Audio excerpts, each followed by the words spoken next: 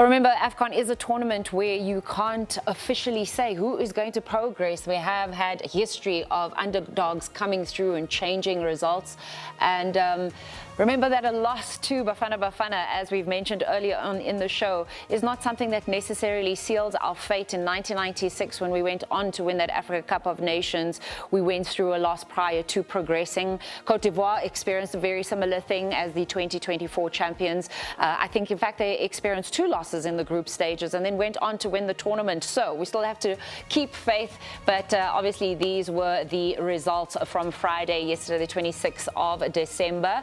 And let's look at some of the other groups and what is happening here. I think it's important to consider the fact that Morocco as hosts still have to wait before they get the official clearance to progress through to the round of 16.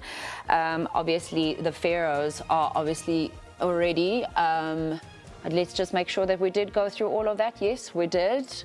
Perfect. So in Group B, the Pharaohs are the first team to officially qualify for the round of 16. Important stat there for Mo Salah, his 65th career goal for Egypt and for the Pharaohs as well.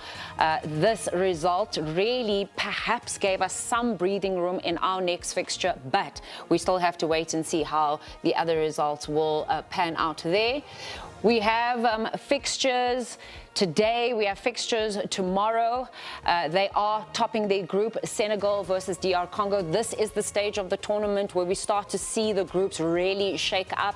A huge one also topping their group, Nigeria versus Tunisia, 2 African giants when it comes to football. Uganda and Tanzania, as well as Benin and Botswana, are just looking for some points there. And it's not to say that the permutations will not favor them, but we know where the results are standing at this point in time. We also, despite not having it on the screen, we have some important fixtures tomorrow as well. Gabon versus Mozambique, Equatorial Guinea versus Sudan. They're sitting at the bottom of their groups, but the big ones are Algeria, Burkina Faso, and then of course the current champions Cote d'Ivoire take on Cameroon.